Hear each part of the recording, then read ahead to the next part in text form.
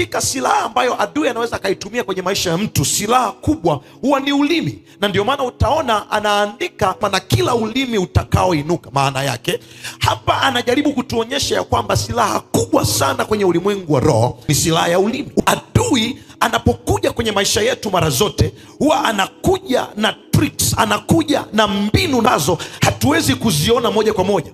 Na ndio maana mara nyingi huwa tunapigana na vile vitu watu wanavyofanya, tunapuuza vitu watu wanavyosema. Anasema kila ulimi utakaoinuka kukuhukumu wewe, wewe utauhukumu huo mlimi kuwa mkosaji, sio Mungu atakayehukumu. Nataka nikupeleke kwenye eneo ambalo usiwe ni mtu unayepokea kila neno unaloambiwa na kila mtu, kwa sababu katika ulimwengu wa roho maneno yanaumba. Kumbuka, mara ya kwanza maneno yanatamkwa haikuwa kwa ajili ya mawasiliano, yalikuwa kwa ajili ya uumbaji. Na unajuaje hili neno limekuja kwenye maisha yako kama silaha? Kuna neno linaweza likatamkwa alafu likapotelea hewani, lakini kuna neno huwa linatamkwa alafu linabaki ndani yako. Hilo neno likibaki ndani yako, hiyo ni silaha.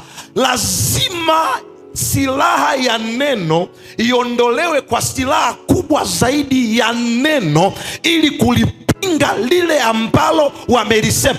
Wakikwambia utakufa, wewe unafikiri mpaka mtu anasema sitakufa, nitaishi. Maana yake nini? Amepewa taarifa ya kifo, na taarifa ya kifo inapingwa na taarifa ya uzima. Maneno yana roho nyuma yake, na ndio maana anasema naye aliposema nami, roho ikaniingia ikanisimamisha nikamsikia.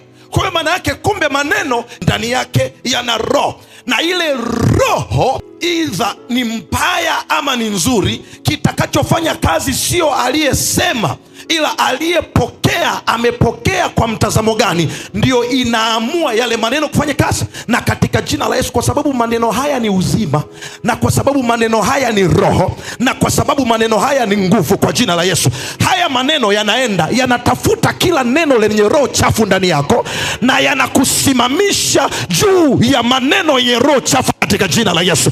Kila maneno ya kushindwa uliotamkiwa, kwa sababu maneno ninayosema ni roho. Yesu akawaambia, maneno ninayowaambia ni roho na tena ni uzima. Ninatangaza kwa jina la Yesu, kwa neno hili, kila hatima iliyowekewa mpaka, nimekuja kufuta huo mpaka kwa jina la Yesu.